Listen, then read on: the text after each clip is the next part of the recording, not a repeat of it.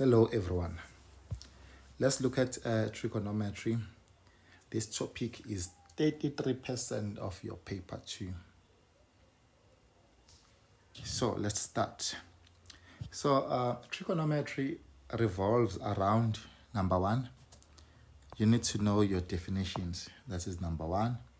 You need to remember all your definitions. Number 2. You need to know all your identities by heart. Number 3. You need to remember your reduction formulas as well as your special angles. Number 4, you need to remember your cofunctions.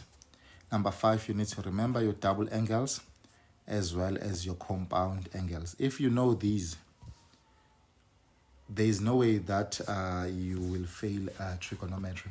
You need to know all these, but also you must be able to apply them. Number 1, let me start with definitions. So you must be able to define all your ratios. So you must be able to use number 1, a right-angled triangle to define your ratios. You must be able to use Cartesian plane to define your ratios. So you must be able to use your opposite, hypotenuse, as well as adjacent. You must be able to use your y, x, and r to define your ratios. Now, let me start with a right-angled triangle.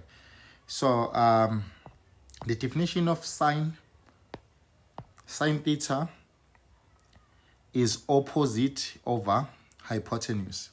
So in this right-angled triangle, the opposite side, opposite from angle theta, is BC.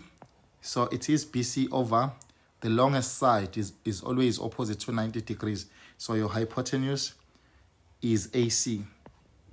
So your sine theta is BC over AC. Cos theta is adjacent.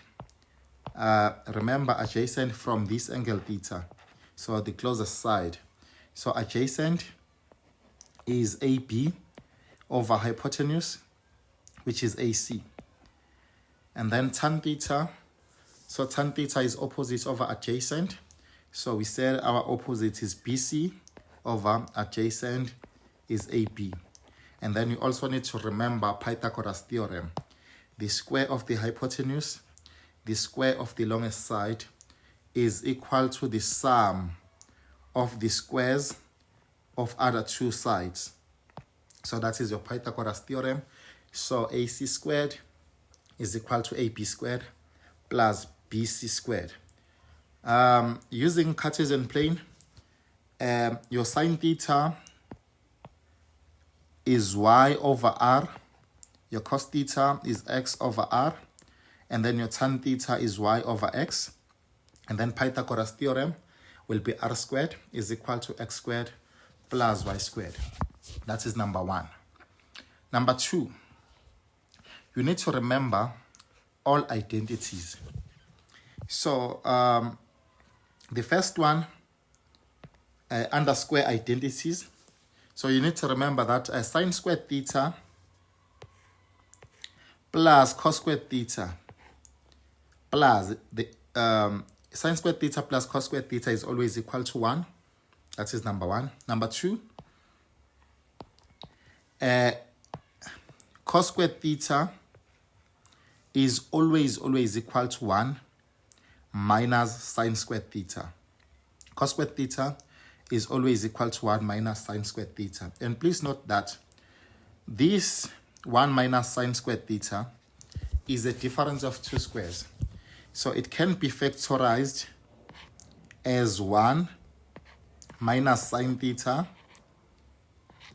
1 plus sine theta. We also have sine squared theta, which is the same as 1 minus cos squared theta. This one as well is a difference of two squares. It can be written as 1 minus cos theta into 1 plus cos theta. Quotient identity. So you also need to remember this one. Tan theta is always the same as sine theta over cos theta. That is number 2. Now, number 3, let's move to reduction formulas as well as special angles. Reduction formulas and special angles. So these ones, you need to know them by heart. But if you have a K-show, so your K-show will always give you answers for special angles. But it is very important to know them by heart as well. So you need to know 0 degrees. This is your special angle from 0, 30, 45, 60, 90. You can even add 180, 270, and 360. But if you have a K-show, you won't have a problem with special angles. But please remember, it is very important to know them by heart. Now, reduction formulas. So in trigonometry, try to stay away or try to not work with angles that are bigger than 90. So if you see any angle that is bigger than 90, you need to reduce it. So reduce the angle so that it will be an acute angle. So any angle that is bigger than 90 must be reduced. That is why we have reduction formulas. So now under reduction formulas, you need to remember your cast diagram. So in the first quadrant, okay, our ratios, all of them are positive. Your cosine, your sine, as well as your tangent, they are all positive in the first quadrant. Also in the first quadrant, we have an acute angle, which is smaller than 90, angle theta. We also have 90 minus, that is your first quadrant, where all ratios are positive. And then if we move to the second quadrant, in the second quadrant, the only ratio that is positive is sine. The only ratio that is positive is sine. And then now, in the second quadrant, we have 90 plus, because all the angles here are bigger than 90, so it's 90 plus something. But they are smaller than 180. In the second quadrant, angles are bigger than 90 but smaller than 180. So that is why we have 90 plus, 180 minus. And then if we move to the third quadrant, the only ratio that is positive is tangent. So the only ratio that is positive is tan. So in the third quadrant, all angles are bigger than 180. That is why we have 180 plus. But they are smaller than 270. Just stay away from 270. That is why I did not even write 270 minus. And then we move to the fourth quadrant. In the fourth quadrant, all angles are smaller than 360. They are smaller than 360, but they are bigger than 270. So that is why in the fourth quadrant, we have 360 minus. And the only ratio that is positive in the fourth quadrant is cosine. It is cos that is positive in the fourth quadrant. So, and our cast diagram is not only limited to 360. We can go on and on. So if I can move again to the first quadrant, so you will notice that you are going to have 360 plus theta. 360 plus theta is also in the first quadrant. And then any angle that is smaller than 90, if it is negative, you must know that it is in the fourth quadrant. Any angle or any acute angle that is negative, it is in the fourth quadrant. For example, in the fourth quadrant, you can find negative 30 degrees. You can find negative 70 degrees. You can find negative 89 degrees. As long as you can find negative x, as long as your angle is smaller than 90. If it is negative, you will always find it in the fourth quadrant. So now let's look at this example here. In which quadrant can you find the following angles? Now, the first angle here is 150. So if you check, 150 is bigger than 90 but smaller than 180. So it is in the second quadrant. So that means 150 can be written as 180 minus something. So you can say 180 minus 80. 170 is still smaller than 180, but bigger than 90. So we are still in the second quadrant even here.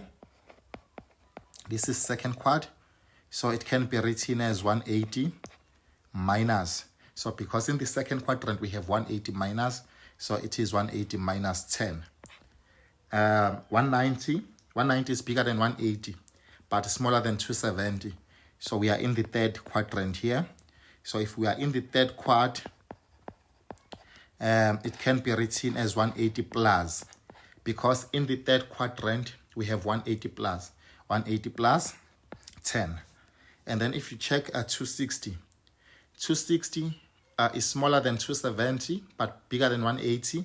So we are still in the third quadrant. So in the third quadrant, we know that we have 180 plus. So I think it will be 180 plus 80. And then check 280. 280 is bigger than 270. So it is smaller than 360. It is in the fourth quadrant.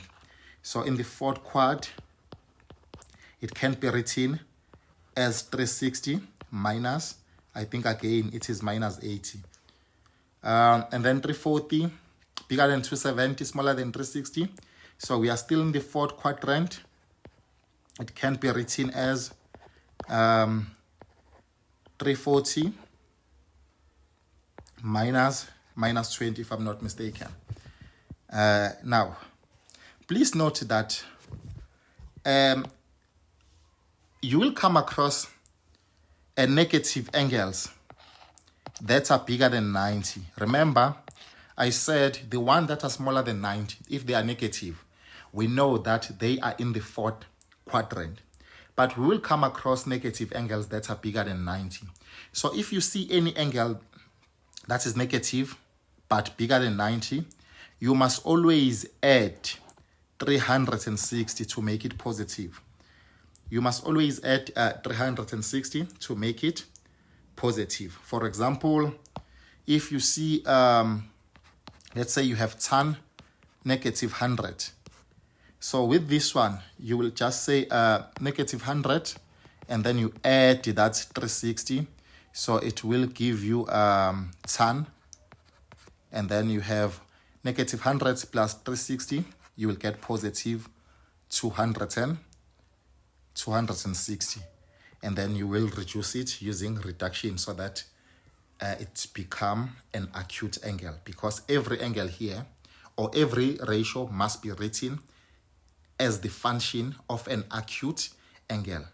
Do not work with angles that are bigger than 90. Number two, if you see any angle that is bigger than 360, you will come across angles that are bigger than 360. So you must always take away 360 from those angles to make them smaller than 360. So if you see any angle bigger than 360, before you do anything, make sure that you take your calculator and you remove 360 until the angle is smaller than 360. For example, if you see tan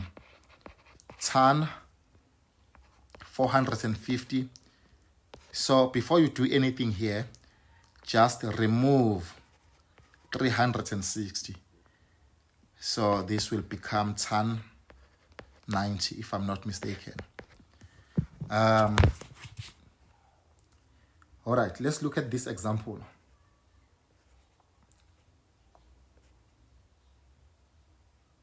Write the following ratios as a function of an acute angle. So remember we said we do not want to work with angles that are bigger than 90. Any angle that is bigger than 90 must be reduced. So now let's look at this one. If you see sine 140, so you will realize that 140 is bigger than 90, smaller than 180. So it is in the second quadrant. So this is the same as sine 180 minus what? Minus 40. So second quadrant, sine is positive. So this is the same as sine 40 degrees. So now we are happy because the angle is smaller than 90.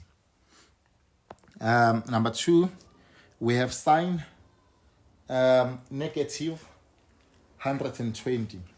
So now with this one, number 1, the angle is bigger than 90 and it is also negative. So we need to make sure that this angle become positive. So you will say minus 120.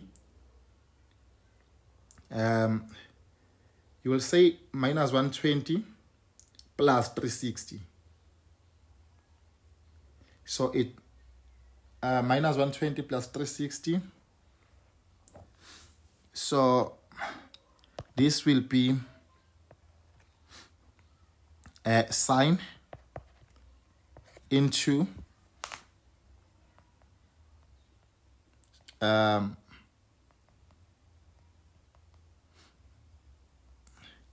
this will be sine into 240. Now it is still bigger than 90, so it has to be reduced. So it is the same as sine 240 is in the third quadrant, so it 180 plus what? So it is plus 60. Now in the third quadrant, sine is negative, so it will be negative sine 60, because the only ratio that is positive in the third quadrant is tangent. So sine is negative in that quadrant, so it will be negative sine 60. And then number 3, we have an angle that is bigger than 360. So we need to subtract 360 from 700. It will give us cos. If we subtract 360 here, we added 360 because it was negative. Here we are subtracting because it is bigger. So we minus 360. So it will be cos 340. So it is still bigger than 90. So it can be written as cos. 340 is in the fourth quadrant. So it is cos 360 minus 20. And in the fourth quadrant, cos is positive. It is the only ratio that is positive there. So it will be positive cos 20. Now you can see that all our ratios are written as a function of acute angles. We do not want to see any angle that is above 90 degrees. Now, number 4, we have sine 180 minus theta. So sine 180 minus is in the second quadrant. In the second quadrant, sine is positive. So this can be written as positive sine theta. So this theta here, remember, we said it is an acute angle. It is in the first quadrant, so it is acute. Now, this one here is a little bit tricky. Because now we are given our reduction as theta minus. If you check from our cast diagram, we do not have theta minus, but we have 180 minus theta, not theta minus 180. So this is a negative angle. You can always add 360 here. From this 180, you can say plus 360. So this will be now sine And then negative 180 plus 360, it is positive 180. It will be positive 180. And then the theta is positive, angle theta is positive, so it's plus theta.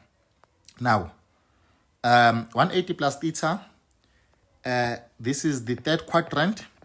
So in the third quadrant, sine is negative. So we will have negative sine theta. So we do have our acute angle. And then number 6, we are given tan squared, 360 minus theta. So with this one, you need to be very careful because if the exponent is an even number, the answer is always positive. But we can write it as 360 minus is in the fourth quadrant. In the fourth quadrant, tan is negative. So you need to use brackets because of this squared. And then you have negative tan theta all squared. Now, the final answer, because of this square here, is positive tan squared theta. So the negative will go away. And then the last one, we have tan 1080 minus theta. You will also notice that you have an angle that is bigger than 360. So from this 1080, you need to subtract 360. When we subtract 360, we get 720. We need to subtract again. So when we subtract again, we get 360. So this is the same as tan and then 360 minus theta. Now, 360 minus is in the fourth quadrant, and in the fourth quadrant, tan is negative. So therefore, it will be negative tan theta. Okay, I am done with reductions. So let's move to cofunctions. This one is also very, very important. So you need to remember your cofunctions. So now, number 1, you need to remember that 90. Remember, I said just stay away from 270. You need to remember that 90 minus, or 90 if you see 90. So cos will always change to sine, and sine will always change to cos. So, and then now, if you have cos 90 minus theta, so 90 minus is in the first quadrant. Fortunate enough, in the first quadrant, all ratios are positive. So it will be sine theta. And then even if you have sine 90 minus theta, it will be cos theta. But now, if you have tan 90 minus theta, so it will be 1 over tan theta. But I recommend that every time when you see tan, maybe 90 minus theta, before you do anything, just change it to sine 90 minus theta over cos 90 minus theta, which is the same as cos theta over sine theta. It is a reciprocal of tan. So that is why you have 1 over tan theta. Now, under cofunctions, you also need to remember that as long as you have these two angles, if they can give you 90, so 0 plus 90 is 90. So that means sine 0 is always the same as cos 90. Even sine 1 degrees. Sine 1 degree is always the same as cos 89 degrees. Sine 2 degrees is always the same as cos 88 degrees. Even if we can continue and say sine 45 degrees is always the same as cos 45 degrees. Because as long as these two angles, if they can give you 90, so even sine 50 degrees is always the same as cos 40 degrees, as long as these two angles, they can give you 90. So sine 70 is always the same as cos 20. Even sine 75 degrees is always the same as cos 15 degrees. So these are cofunctions. You need to know them. All right, so I am done with cofunctions. Let me move to double angles. So this one is strictly for grade 12. So double angles as well as compound angles. Now let's look at double angles. So the first double angle that I'm going to discuss is sine 2x. So if you have sine 2x, this is a double. 2 multiplied by an angle. Your angle is x. It is being multiplied by 2, so it is a double. So sine 2x, fortunate enough, this one is also there on your information sheet.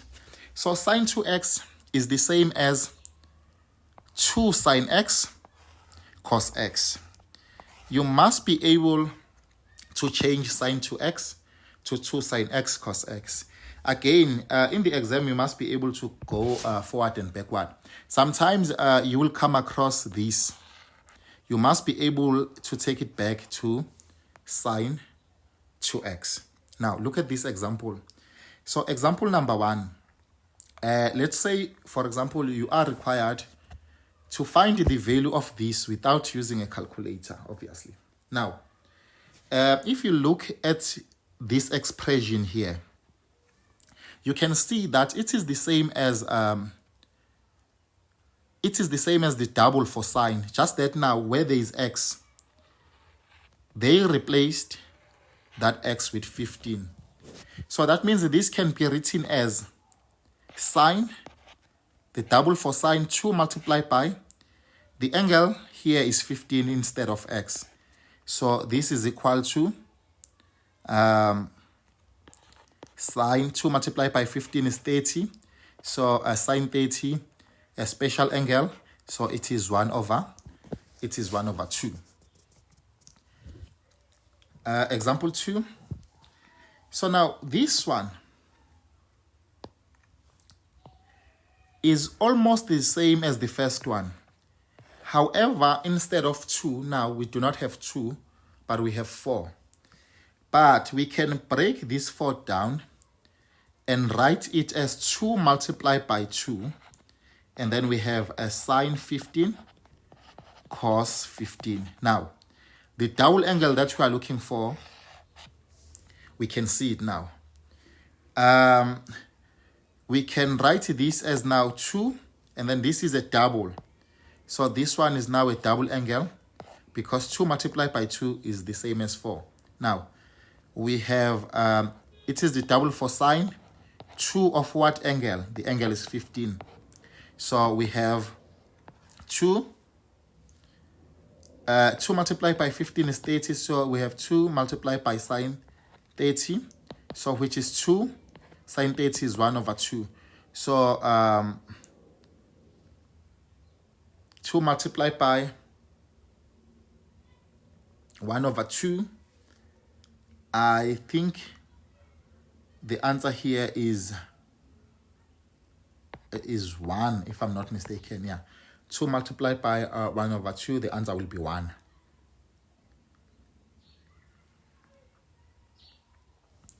And then number 3. Now this one is also almost the same as the double. However, we do not have 2 in front of this expression. So now we need to introduce that 2 without changing a meaning. So with this one, you need to remember that 2 multiplied by 1 over 2 is 1. And if you multiply anything by 1, it will never change. So we can introduce that 2 by saying 1 over 2 multiplied by 2 that we are looking for. Because 1 over 2 multiplied by 2 is the same as 1. and then sine 15 multiplied by cos 15. Now, here we have multiplied our expression by 1, and if we multiply anything by 1, it does not change. So we do have the double angle that we are looking for. So that means this can be written as 1 over 2, and then the double angle, it's sine 2 multiplied by what angle? The angle is 15. So we have 1 over 2 sine 30, which is the same as 1 over 2 multiplied by 1 over 2. So the final 1 over 2 multiplied by 1 over 2. So the final answer is 1 over 4. That is how we apply these double angles. Remember, in some of the questions, you will be given sine 2x. You just change it to 2 sine x cos x. And then in other questions, you need to apply. So you need to remember all this. You must be able to take it back when it is already expanded. You must be able to expand when it is written as sine 2x. And then example 2, you also need to remember that when you square the sum or the difference of sine x and cos x, there is always a double angle for sine. When you have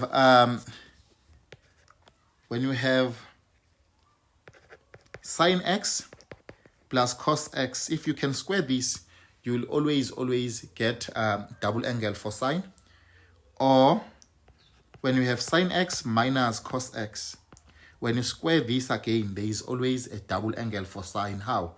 Let's look at this example here. So example 2 here, we are given sine x plus cos x is equal to k. Determine the value, or determine sine 2x in terms of k. We are looking for sine 2x in terms of k. Now, we have the sum of sine and cos. Remember, when you square it, you will always get a double for sine. But let's check. So in this case, we are going to say sine x plus cos x is equal to k, and then we square on both sides. So if we square on both sides, we are going to have a sine x squared, or sine squared x, plus 2 sine x cos x, and then plus cos squared x is equal to k. And then from here, you will notice that from where we started, sine squared x plus cos squared x is equal to 1. It is an identity. Sine squared x plus cos squared x is equal to 1. So we have 1 plus. And then this is a double for sine. You can always take it back. So it can be written as sine 2x is equal to, remember, we square on both sides, is equal to k squared. And then if we transpose 1, so we are going to have sine 2x is equal to k squared minus 1. So we have expressed or written sine 2x in terms of k. So sine 2x is equal to k squared minus 1.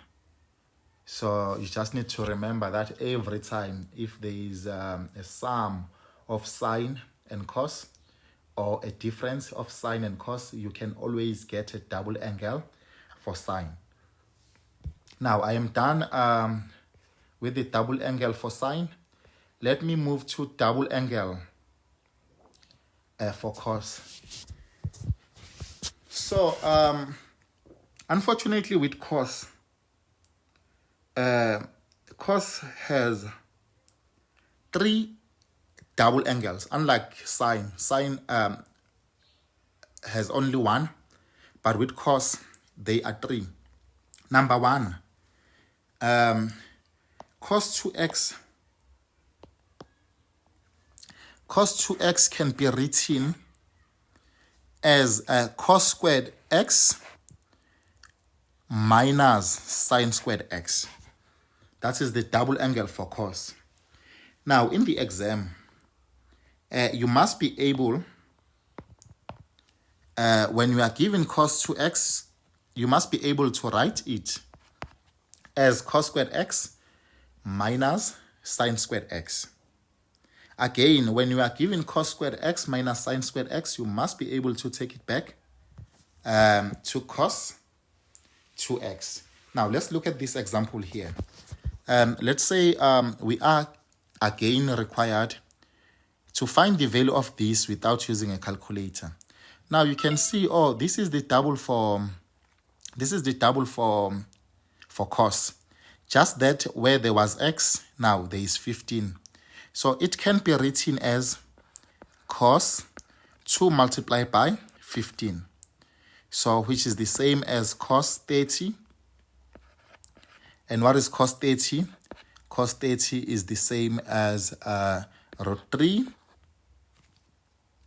It is the same as root 3 over 2. That is a special angle. Remember, all the special angles, you need to know them by heart. Number 2, cos 2x can be written as 2 cos squared x minus 1. That is number 2. So remember, I said cos can be written, cos 2x can be written in 3 ways. Number 1, I have already discussed. Number 2 is 2 cos squared x minus 1. So now that means in the exam or test, when you see 2 cos squared x minus 1, you can always write it as cos 2x.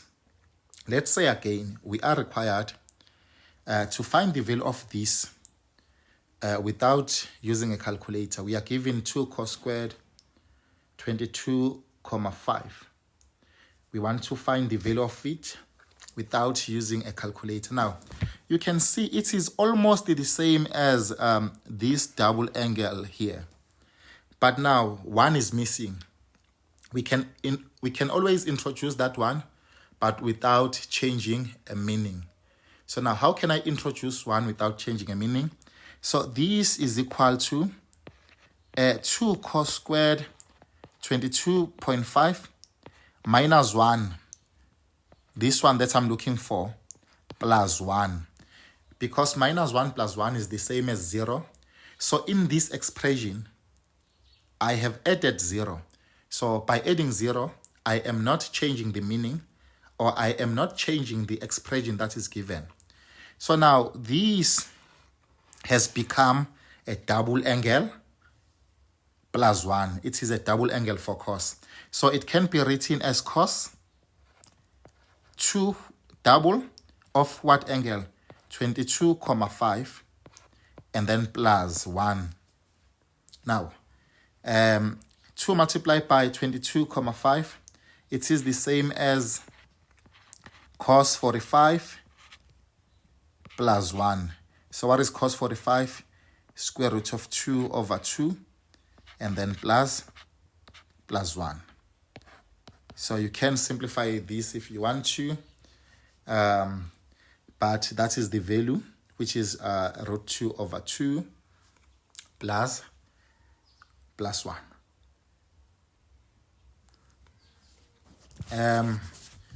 Number 3, so cos 2x can be written as 1 minus 2 sine squared x. Cos 2x can be written as 1 minus 2 sine squared x. So now with this one, we can see that again. Oh, before I even go to this one, so if you are given this in the exam, you must be able to take it back again. So 1 minus 2 sine squared x is always the same as cos 2x. So what about this one now? We want to calculate the value of this without using a calculator. It is almost the same as 1 minus 2 sine squared x, just that the signs are now different. So we can make a sign arrangement here so that they become the same. Take negative out as a common factor. And then if we take negative out, we can arrange the signs. And then we are going to have now positive 1 minus 2 sine squared 15. Now we have negative. Now this inside the bracket is now a double angle for cos. So it is cos 2 of what angle? So instead of x, we have now 15. So 2 multiplied by 15. So which is negative. Cos 2 multiplied by 15 is 30. So the final answer here will be negative cos 30. Negative cos 30 is negative root 3 over 2. And then I am done with double. I am done with double angles. Now, the last part that you need to know are your compound angles. Now, let me discuss compound angles. And then from there, we are going straight to past papers and answer trigonometry questions. But let me finish this first. And then maybe after this one, I will go straight to past papers. Now, compound angles. Okay.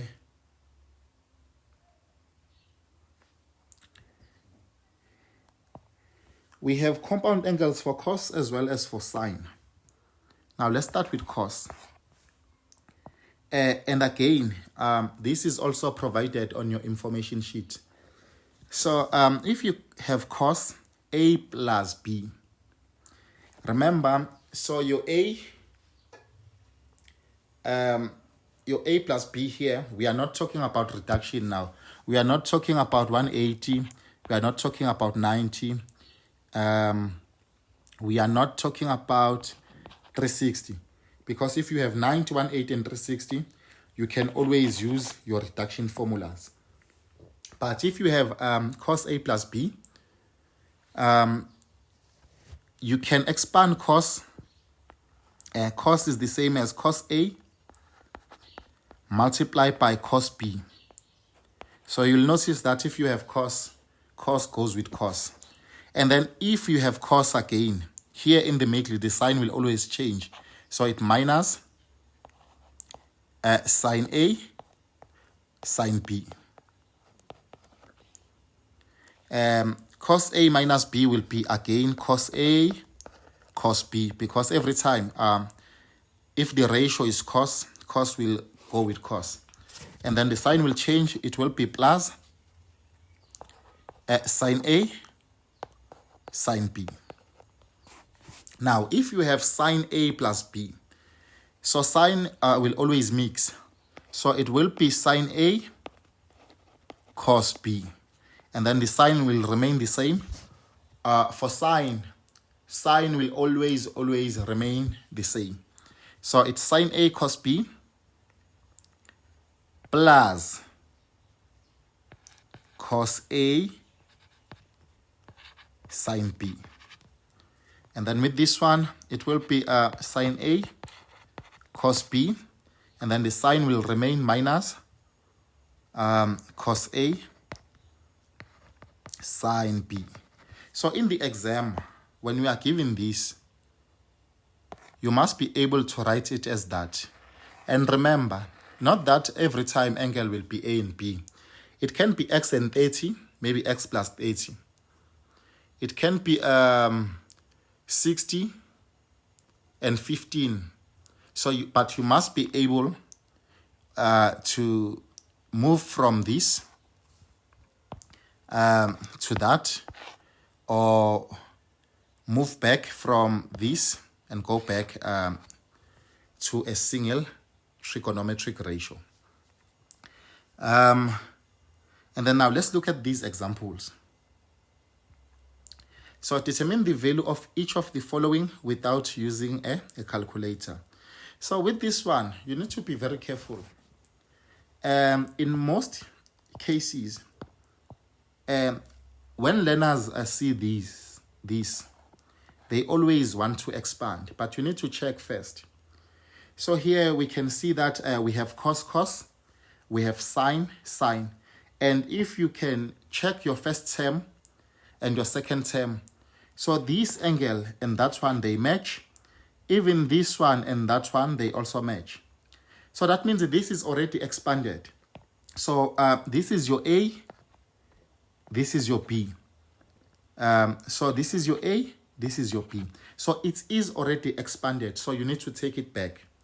So now, since you can see that it cos, so originally it was cos into, the first angle is A, but our A is x minus 30.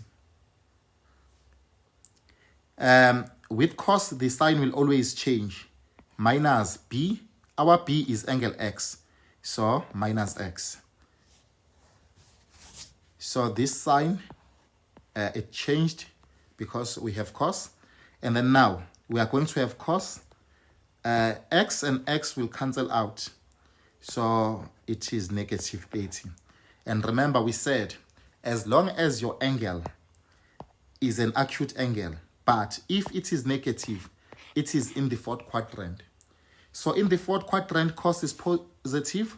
So we are going to have positive cos 8. So the final answer here will be square root of 3 over 2. Let me check example number 2. Okay. Example 2. Again, we can see that we have A, B. We have A, B. And again, if you look at this is already expanded, so you need to take it back. So you can see it is a mixture of sine and cos. So originally it was sine. So this was sine into x plus 45. And then because with sine, the sign in the middle remain the same, so it's gonna be minus. Our angle B is x minus x. So we are going to have sine, x and x, they cancel out. We have sine 45. So what is sine 45? Sine 45 is equal to root 2 over 2. Remember, this is a special angle, so all the special.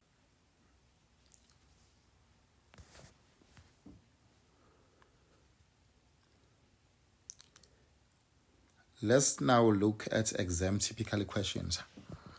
So before we even start with questions, please remember that your trigonometry revolves around, you need to remember your definitions, you need to know your identities, you need to know your reduction and special angles, you need to know your cofunctions, you need to know your double angles as well as compound angles. So now let's check number 1. Simplify the following. So we are required to simplify. So question number 1. We are given tan 45. You can see that 45 is a special angle minus sine squared into negative x. We have a reduction. Even here we have a reduction with the cofunction. So now tan 45 is the same as 1. So we have 1 minus sine squared into negative x. Remember, negative x is in the fourth quadrant. So sine squared into negative x is the same as negative sine x all squared, which will always give you positive sine squared x. As long as your exponent is an even number, the answer is always positive. All divided by Now 90 plus x is in the second quadrant. Fortunate enough, in the second quadrant, sign is positive. So now, however, since we have 90 will always change sign into cos. So this sign will change into cos. So you are going to have cos squared x. Now, if you check your numerator, you have an identity. So 1 minus sine squared x is the same as cos squared x divided by cos squared x. So cos squared x over cos squared x is the same as 1. And then we are done with A. Let's move to B. B, we are given sine for x divided by 1 minus 2 cos squared 2x. Now, if you check your denominator, you can see you have something that looks like a double angle. However, you need to remember that the double angle for cos, cos 2x can be written as 2 cos squared x minus 1. Now, if you check this denominator here, signs are switched. So that means you can make your sign arrangement. So you can write this as sine for x all divided by. Now, if you make your sign arrangement, you are taking negative 1 as a common factor. So you are going to have negative 1 as a common factor, and then you can have 2 cos squared 2x minus 1. Now you can see that here you now do have a double angle. So this is a double angle for cos, but if you compare this one and that one, you can see that instead of x, now we have 2x. So that means you are going to have sine 4x all divided by negative cos 2 of what angle? The angle here is 2x, so you just put 2x here. Now, this is the same as sine 4x all divided by negative cos 4x. So now you can see that again, we have an identity because sine x over cos x is the same as tan x. So the final answer here, you will say, therefore, your final answer is negative tan of what angle? 4x. So that is your number. That is your number 2 or number B. Now, let's move to C. If we check C here, okay, let's check C. If we check C, you can see that these are reductions. So let's reduce each and every ratio. So now the first one, you have minus 180 minus alpha. Now this is a negative angle. So if you have minus 180, so you can see that 180 is negative, so we need to add 360. So this is the same as sine.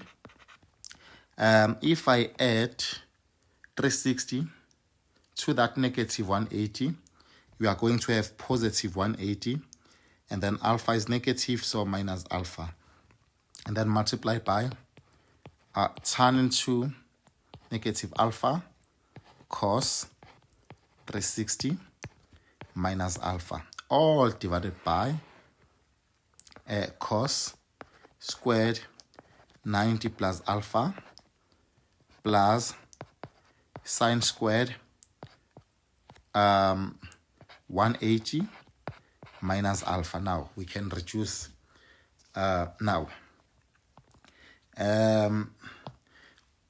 180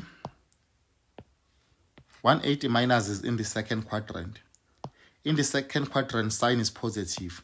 So we are going to have positive sine alpha. Negative alpha is in the fourth quadrant. In the fourth quadrant, tan is negative. So we are going to have negative tan alpha. 360 minus alpha is in the fourth quadrant. In the fourth quadrant, cos is positive. So multiply by cos alpha. All divided by. Now remember, as long as your exponent is an even number, the answer is always positive. Even here, since the exponent is an even number, the answer is always positive. Now, but since we have 90 here, we know very well that cos will change to sine. So we are going to have sine squared alpha plus sine squared alpha. Now, if we simplify further here, we have a sine alpha multiplied by negative. This is an identity again. So we know that tan alpha is the same as sine alpha divided by cos alpha multiplied by cos alpha, all divided by. Now, sine squared alpha plus sine squared alpha, these are like terms. So you are going to have 2 sine squared alpha. And then now, cos and cos will divide each other. So you are going to remain with sine alpha multiplied by negative sine alpha. It is equal to negative sine squared alpha divided by 2 sine squared alpha. And then this and that divide each other. So you are left with negative 1 over 2 as your final answer. And then we move to number 4.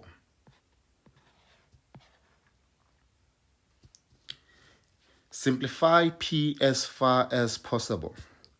So now we want to simplify P as far as possible. Now let's check here. So here we have a reduction.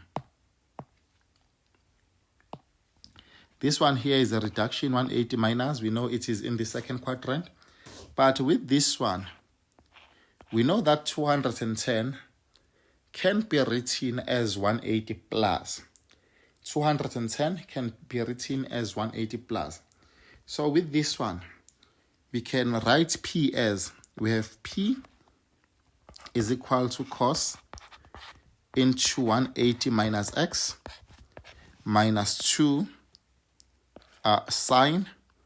Now into, we can say we have 180 and then plus 30 plus x, because 180 plus 30 is the same as 210. Now, this is equal to now 180 minus is in the second quadrant. In the second quadrant, cos is negative. So it's going to be negative cos x minus 2. Now, here we have 180 plus. 180 plus is in the third quadrant.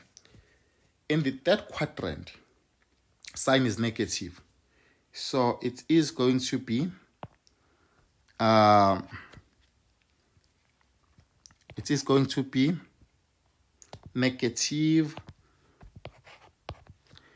negative sign into 30 plus x. Okay, so this is the same as a negative cos x minus, or we can say here negative multiplied by negative. It is going to be positive 2 sine 30 plus x. Now you can see here we have a compound angle. We need to expand. We have a compound angle, so we need to expand. So this is equal to negative cos x plus 2. Now we start with our expansion. So this is sine, so it's going to be a mixture of sine and cos. So it is sine 30 cos x. Because we are dealing with sine, the sine will remain the same. So it is plus cos 30 sine x. So now we remove the bracket. Before we even remove the bracket, let me change the special angles. So we have negative cos x plus 2 into sine 30, it is 1 over 2 cos x plus cos 30, it is root 3 over 2 sine x. Now this is equal to negative cos x. Now if you multiply everything by 2 here, 2 and 2 will cancel. So you will have we will have plus cos x, and then again even here 2 and 2 will cancel. So we are going to have plus root 3 sine x. Now these two are like terms. You can see negative cos x plus cos x is 0. So the final answer here, it is square root of 3 sine x. Now we have simplified as far as possible. Now let's move to question number 2. Evaluate each of the following without a use of a calculator. Now remember, we said we do not need any angles that are bigger than 90. So any angle that is bigger than 90 has to be reduced. So here we can see already that we have 250 degrees, which is bigger than 90. So it needs to be reduced. We have 310 that is bigger than 90. It has to be reduced. So now, 20 is fine because it is smaller than 90. 40 is fine because it is also smaller than 90. So here we are going to have cos 20 multiplied by cos 40. This one is fine. Plus, this one must be reduced. It can be written as cos into 180 plus 250 is the same as 180 plus 70. Multiply by cos into 360 minus 50, because 360 minus 50 is the same as 310. So now this can be written as cos 20 multiplied by cos 40 plus 180 plus is in the third quadrant. In the third quadrant, cos is negative. So it is going to be negative cos 70. 360 minus is in the fourth quadrant. In the fourth quadrant, cos is positive. So it is going to be positive cos 50. It is going to be positive cos 50. And then this is the same as cos 20 multiplied by cos 40 plus, not plus, positive and negative. If you multiply them, they will always give you negative. So it's a minus. Minus cos 70 times cos 50. Now, remember, from your compound, from your cofunctions, you need to remember from your cofunctions that cos 70 is always equivalent to sine to sine 20. Cos 50 is equivalent to sine 40. So this can be written as cos 20 multiplied by cos 40 minus, this will be sine 20 multiplied by sine 40. Now you can see that these angles now match. So this is a compound angle that is already expanded. You need to take it back. So it can be written as, since it's cos, so originally it was cos A, so which is 20. So since you have a minus, so remember with cos, the sign always change. So it's a plus 40. So this is the same as cos 60, which is 1 over 2. 60 is a special angle. So the final answer here, it is 1 over 2. Now let's move to the next one.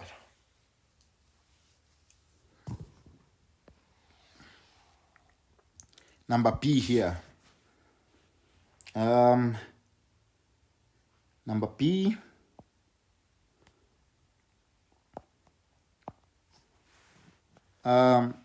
You can see that your numerator looks like a double angle for sine. However, sine 2x is the same as 2 sine x cos x, but here we have 4. But we can always write 4 as 2 multiplied by 2. So that means we are going to have 2 multiplied by 2 sine 22,5 multiplied by cos 22,5. Now, if you check your denominator, you have an angle that is bigger than 360. So any angle that is bigger than 360, it has to be reduced. You need to minus 360. So if we say 495 minus 360, the answer is 135. So that means we have square root of 2 and then multiply by cos 135. So how did I get 135? It is 495 minus 360. Because any angle that is bigger than 360, we always subtract 360. Now, you can see that here we now have a double angle. So double angle for sine. So we have 2 multiplied by sine 2 of what angle? Of 22,5. All divided by square root of 2. And then here again, we have an angle that is bigger than 90. Remember, we do not need any angle that is bigger than 90. Any angle that is bigger than 90 has to be reduced.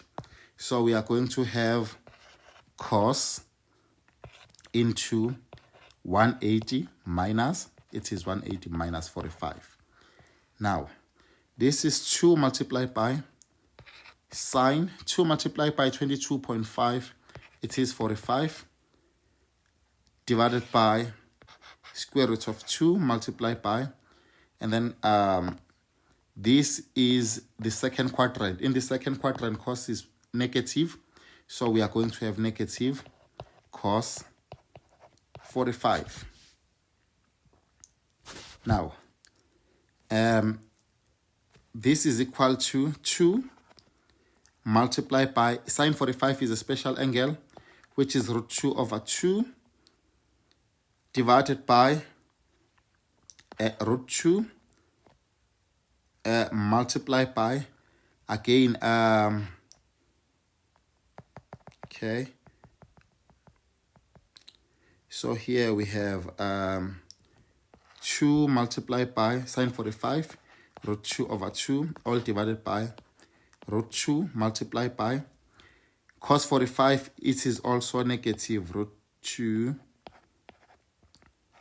over 2. So here 2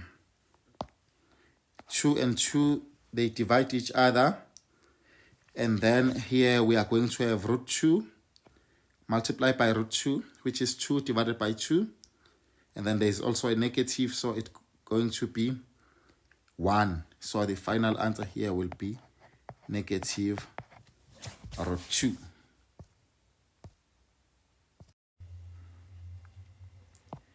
C. We can see here that this angle already is bigger than 360. So we need to subtract 360. So this one also is bigger than 90. Remember, any angle that is bigger than 90 has to be reduced. So this can be written as sine x plus 64 multiplied by cos. And then now 379 minus 360, we get 19. So we have x plus 19 plus, so we have sine into x plus 19 multiplied by, and then now 244 is the same as 180 plus 64. So we can write this as cos into x, or let me start with 180. We can say 180 plus, and then we have that x plus 64. So because 180 plus 64 is the same as 244. Now, this is the same as sine into x plus 64 multiplied by cos into x plus 19. And then now you will then notice that 180 plus is in the second quadrant. In the second quadrant, cos is negative. So if cos is negative in the second quadrant, we are going to have into negative cos into x plus 64. Now we have sine into x plus 64 multiplied by cos into x plus 19. And then now we are going to have negative times positive. So negative times positive, it is negative. So it's negative sine into x plus 19 times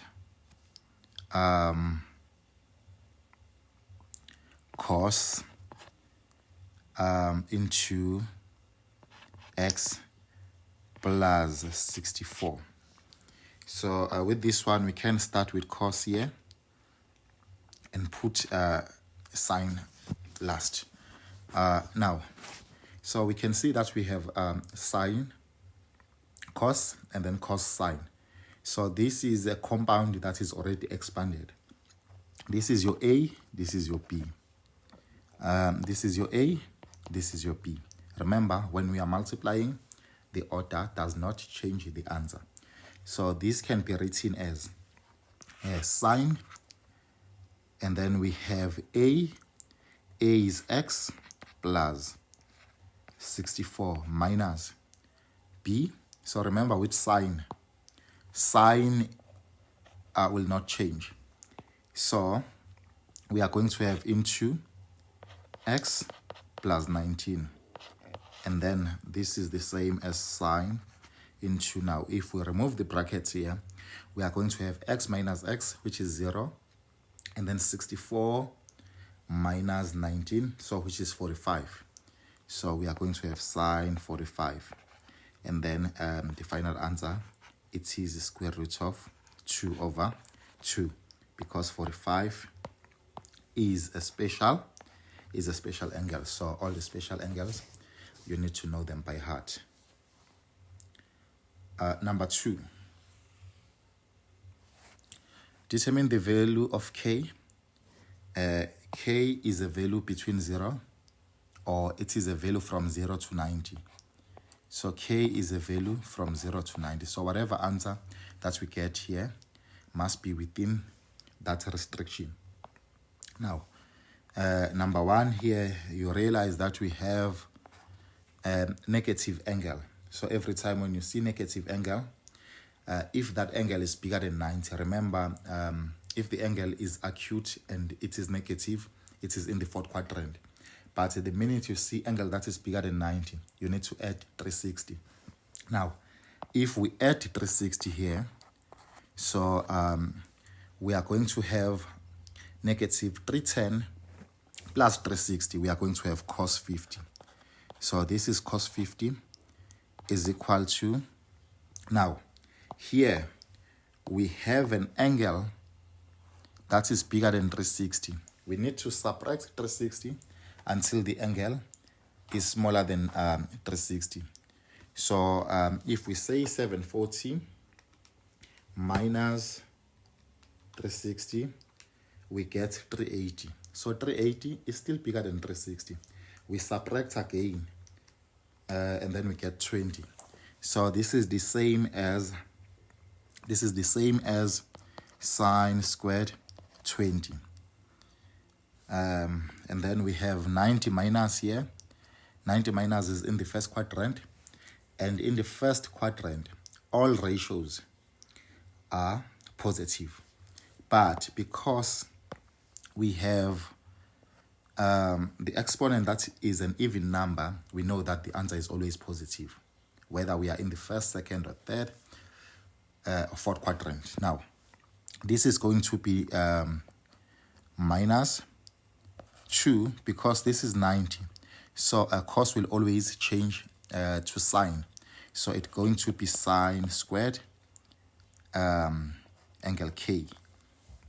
Now, and then from here,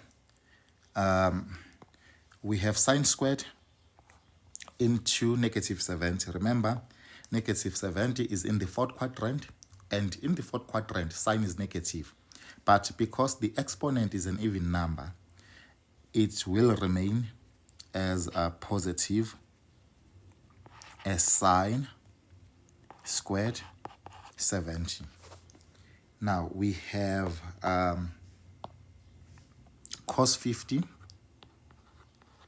is equal to, now if you remember your cofunctions, earlier on we said as long as these two angles can give you 90, so as long as these two angles can give you 90, so we can see that 20 plus 70, they can give you 90. So this can be written as, we can keep sine squared 20 and then minus, this is 2 sine squared k, and then we can change this and write it as cos. So this is plus cos squared, this is plus cos squared 20, because 70 plus 20 gives you 90. So these are cofunctions. And then now from here, we can see an identity. So sine squared 20 plus cos squared 20, it is always equal to 1. So now we have cos 50 is equal to 1 minus 2 sine squared angle k. Now you realize that this is a double angle. This is a double angle for cos. So we have, or we can write it as cos 2 of what angle? This is cos 2k is equal to cos 50 can be written as 2 multiplied by 25. So we can see that our K is equal to 25. Therefore, K here is equal to 25. That is your value of K. So K is equal to 25.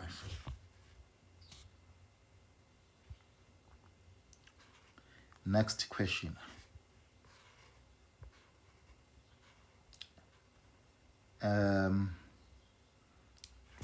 Consider the sketch below. So in this sketch, we are given the terminal arm as well as angle theta. So we are given the point as well. So remember the point is always x and y. So if you have your x and y, that means you need to calculate r. So if you do have x and y, you always need to calculate r. But before I even start with r, let me complete this diagram. So I have a right-angled triangle now.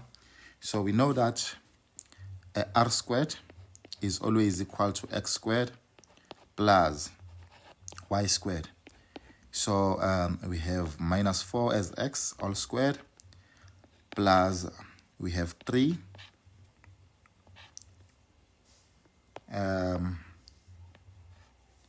we have 3 as y. So here a 4 all squared minus 4 all squared plus 3 all squared is equal to 25. So we have 25, which is 16 plus 9.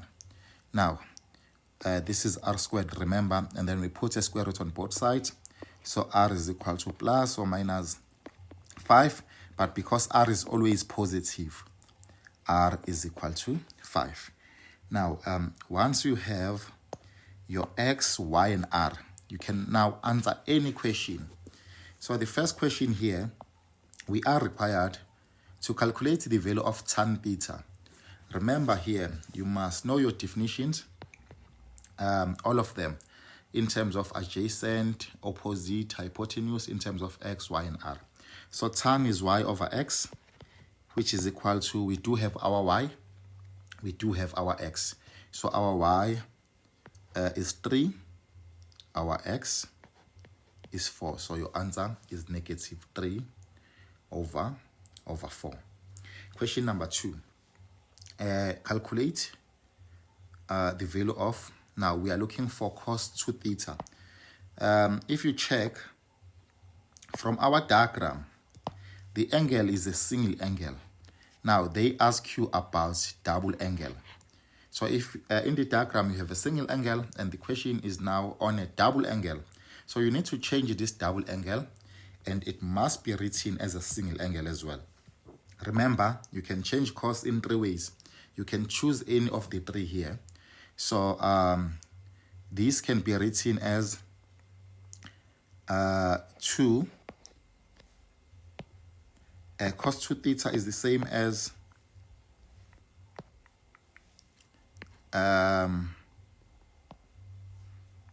okay, 2 cos squared theta and then minus 1. You can take any. Now this is equal to 2, and then now what is the definition of cos? It is x over r. So our x is minus 4, our r is 5, all squared, and then minus 1. So this is equal to, so let me check with the calculator. So it's 2 into minus 4 over 5, close the bracket, all squared, and then minus 1. So the answer here is 7 over 25.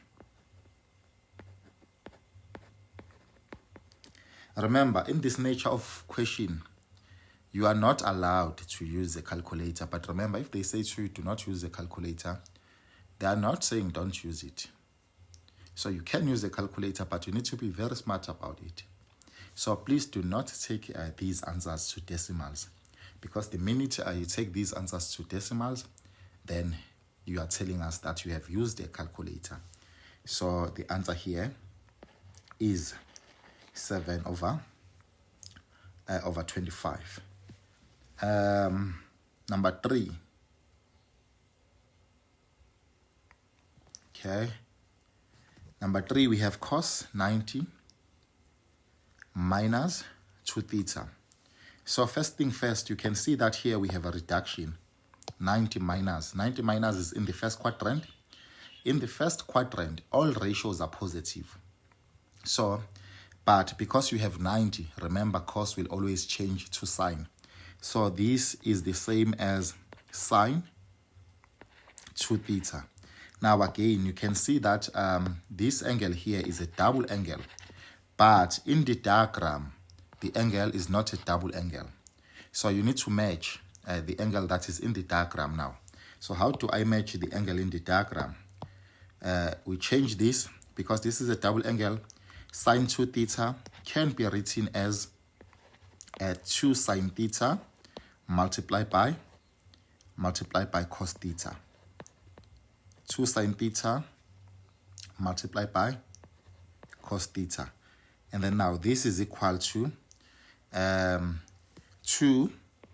And now what is the definition of sine? Y over r. So we do have our y. So y is 3 over r, which is 5. And then multiply by, what is the definition of cos? X over r, we do have our x, which is minus 4 divided by 5. So now this is the same as 2 multiplied by 3 multiplied by negative 4, that will be minus 24. And then 5 multiplied by 5, it will be 25. So the final answer here, it is minus 24 over 25. Let's move to the next question.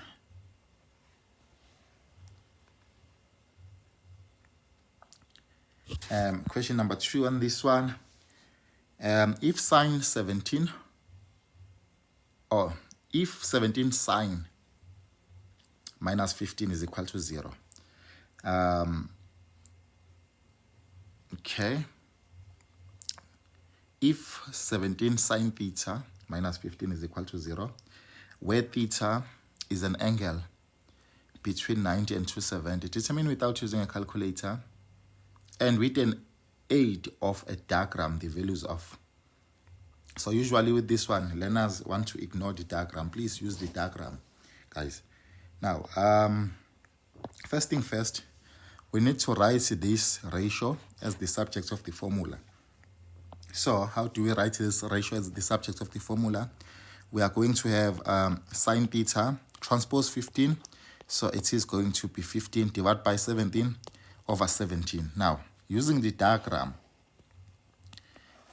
first thing first, you will notice that your ratio is positive. You can see that sine is positive, 15 over 17 positive. So sine is positive in the first quadrant as well as in the second quadrant. But we are told to look from 90 and then we end at 270. So obviously the first quadrant is out. So we are in the second quadrant. So we are going to draw our terminal arm in the second quadrant. So now here is our terminal arm in the second quadrant. Here we have our angle theta. Our y is 15. Our r is 17. Because remember, sine is y over r. So we are looking for x. So since we are in the second quadrant, we already know that our x will be negative something, because the x values in the second quadrant are negative. Now, we are going to calculate x using Pythagoras theorem. So r squared is equal to x squared plus y squared. Now, we do have our r as 17 squared is equal to x squared plus our y is 15 squared. Now, we have 17 all squared minus 15 all squared is equal to x squared. Now, so this is 64 is equal to x squared, and then if you put a square root on both sides, so we will get x is equal to plus or minus 8. But our x is minus 8, so our x is equal to negative 8, because we are in the second quadrant. So we know that now our x is equal to -8. Now, once we have your x, your y, and r, you can now answer any question. Now, the first question here, we are looking for cos theta. So this is equal to, and then you can see here that this angle here is a single angle, as well as the one that is in the diagram is a single angle. So you can just substitute direct. So our cos theta is x over r. So what is x? X is -8. What is r? R is 17. So that is your answer. So cos theta is equal to -8 over 17. Question number 2. We are looking for cos. Now you can see that this is a double angle, but the one that is in the diagram is not a double angle. So you need to change. So you can choose any of the 3. So you can even take 1 minus 2 sine squared theta. Now this is the same as 1 minus 2. And then we do have sine theta as 15 over 17 all squared. So the final answer here will be, okay, let me check. So it will be 1 minus 2 into 15 over 17 all squared. So it is -161 over 289. It is -161 over 289. Remember, you are not allowed to use a calculator here, but you can use it, but you are not allowed to use it. Remember to not take these answers to decimals, because the minute you take these answers to decimals, we can then see that you have used a calculator. So use it in a smart way. Now, question number C on this one. Now we are given a double angle again. So this is tan 2 theta. So with this one, you can change first. Tan 2 theta is the same as sine 2 theta over cos 2 theta. That is where you start. And then now this can be written as, this is a double, this is still a double, even this one is still a double, but in the diagram the angles are single, so you need to change. So we are going to have 2 sine theta multiplied by cos theta, all divided by this one. You can choose any. You can even use 1 minus 2 sine squared theta, double for cos. And then from here, substitution. So this will be 2. What is sine theta? Sine theta is 15 over 17 multiplied by what is cos theta? Cos theta is -8 over 17. And then all divided by 1 minus 2 multiplied by 15 over 17. And then you will get your answer here. Let me move to the next one.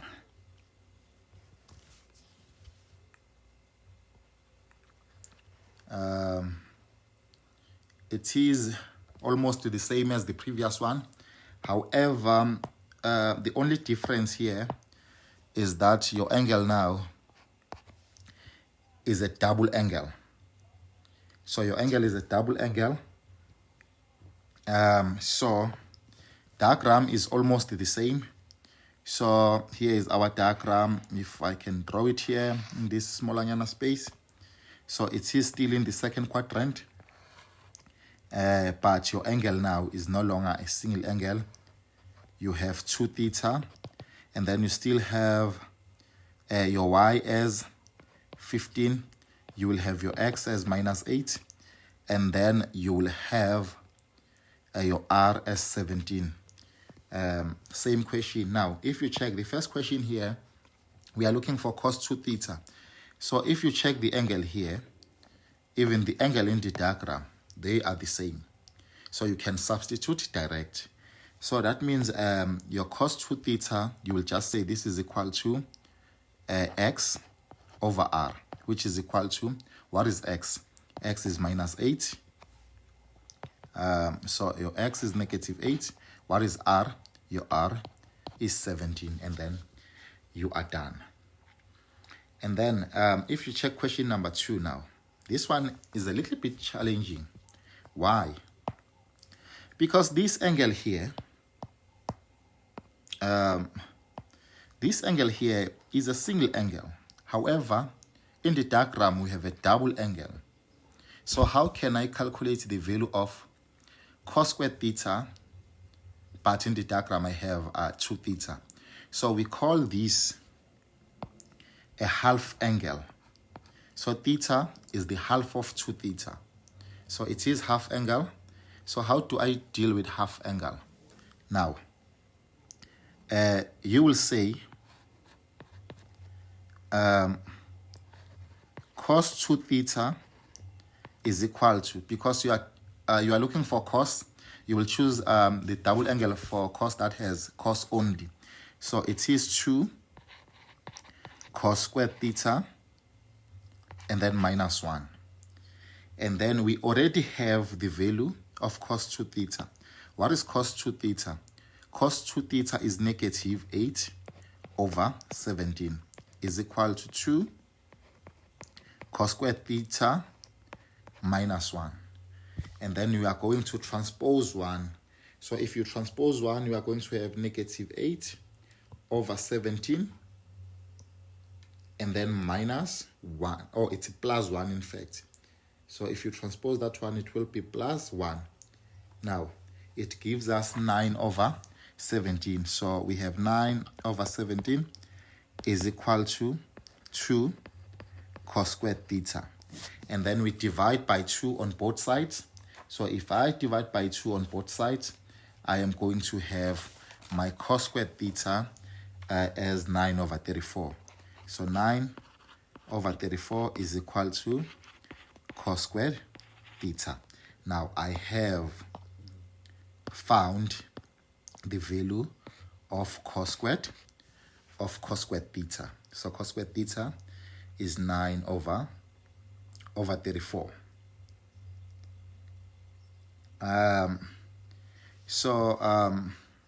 Let me start with D before I go to C because of my space. Now, let me start with D. So D again, if you check here, we are given this angle as a single angle, but in the diagram, there is a double angle. So we have half angle again. So how do I deal with half angle? I am going to say cos 2 theta is equal to, now, because I am looking for sine, I am going to choose the double angle for cos that has sine. So it is 1 minus 2 sine squared theta. Now we know our cos 2 theta is minus 8 over 17 is equal to 1 minus 2 sine squared theta. Now I am going to take one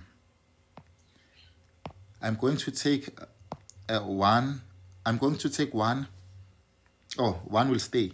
I'm going to take 2 sine squared to my left, and I'm going to take negative 8 over 17 to my right. So we are going to have 2 sine squared theta is equal to 1 plus 8 over 17. Now, what is 1 plus 8 over 17? It will give you 25 over 17. So we have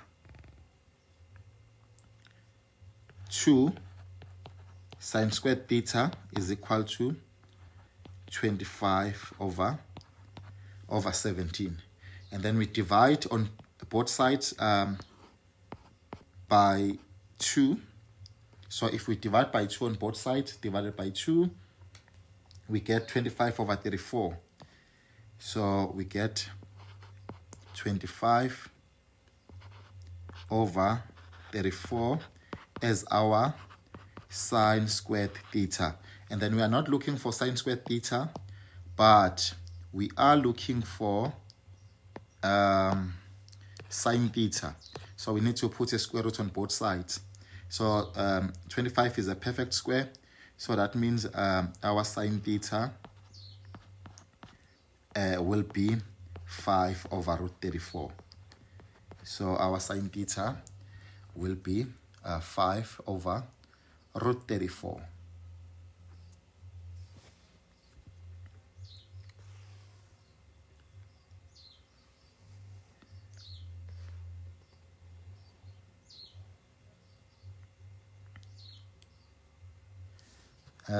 Given cos 2a is equal to 3 over 5. We are told that a is an angle from 0 to 90. And then we are required to find the values of the following. So we need to start with the diagram here. So our diagram, cos is positive, so cos is positive in the first quadrant as well as the fourth quadrant. And then we are told that A is an angle from 0 to 90. So that means 2A also will be an angle from 0 to 180 if I multiply everything by 2. So we can see that from 0 to 180. So we end here. So double tick is in the first quadrant. So our terminal arm will be in the first quadrant. Now, 90, and then we have angle 2A.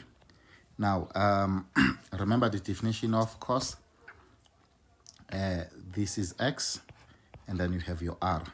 So our r is positive 5, our x is also positive because we are in the first quadrant. Now, calculate y using Pythagoras theorem. So r squared is equal to x squared plus y squared. So this is 5 squared is equal to 3 all squared plus y squared. Now we have 25 transpose 9 minus 9 is equal to y squared. So 25 minus 9 is 16 is equal to y squared. So our y is equal to plus or minus 4. Since we are in the first quadrant, our y is equal to positive 4. Now, calculate cos A. Now, if you check here, we are given the double angle. So if we are required to calculate cos A is a half angle. So how do I calculate half angle? I am going to use double angle. So I know that cos 2A is equal to, now, because I am looking for cos A, I am going to choose the double angle for cos that has cos.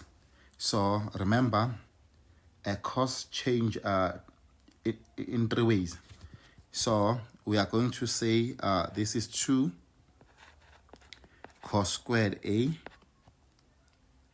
minus 1. Now we know that our cos 2A is 3 over 5.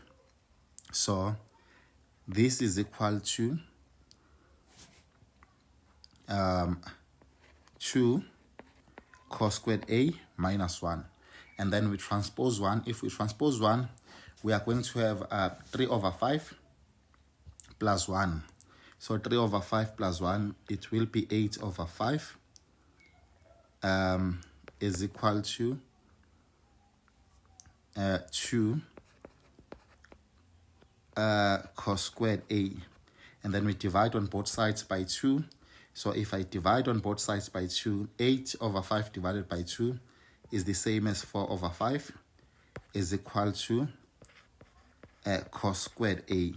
But I'm not looking for cos squared A. I am looking for cos A. So I am going to put a square root on both sides. So our cos A will be 4 is a perfect square, so the square root of 4 is 2, and then it will be 2 over root 5. So this is our cos A. We have found the value of cos A. So cos A is 2 over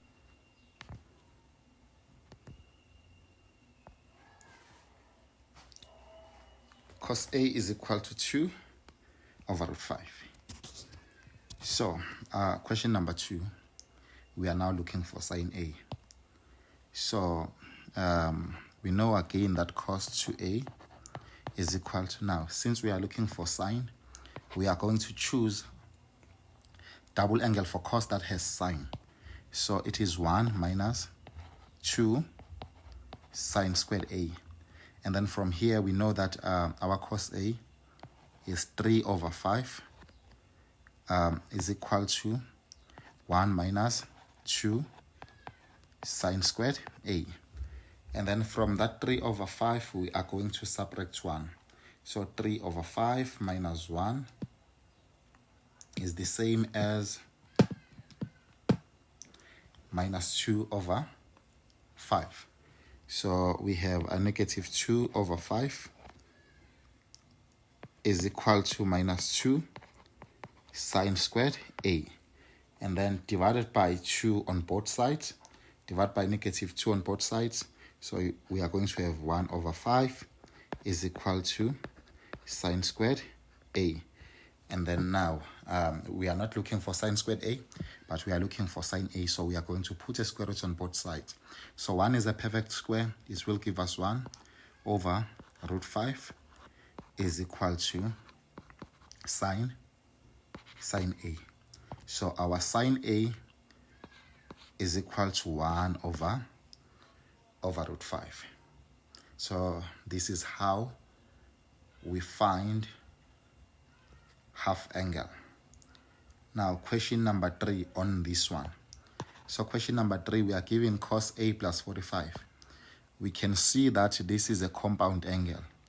You can see there is no 180, there is no 90, there is no 360 here. So it is not a reduction, it is a compound. So you need to expand. Remember cos, sin, sin. So we are going to expand this as cos A cos 45. Remember with cos the sign always changes, so it minus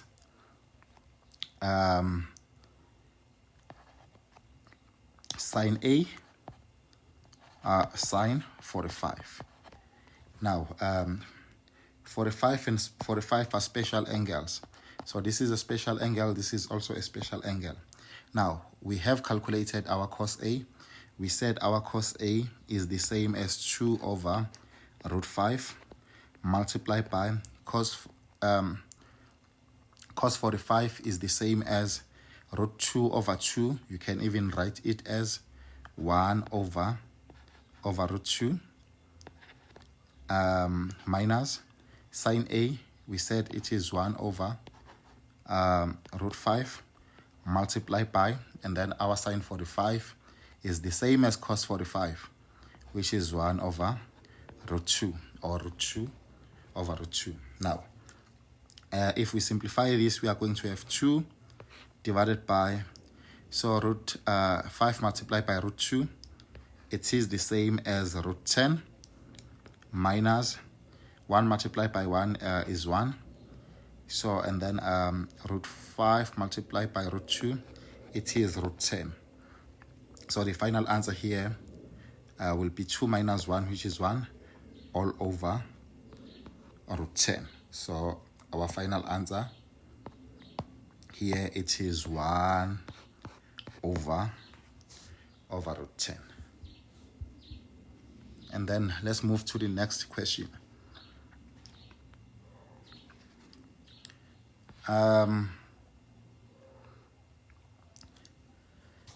So here, if cos 26 degrees is equal to t, so the minute they give you t, you must remember that t is over 1. So this is your x over r. Now 26 degrees is in the first quadrant. So our diagram here will look like this. You have 26 degrees here, and then you have 90, and then you have your x is t, and then you have your r is 1. We need to calculate y using Pythagoras theorem. So we know that r squared, which is equal to x squared plus y squared. So r is 1, 1 squared is the same as 1, is equal to our x is t. So t all squared, it will be t squared plus y squared. And then we are going to have 1 minus t squared is equal to y squared. And then if we put a square root on both sides, so our y is equal to square root of 1 minus t squared.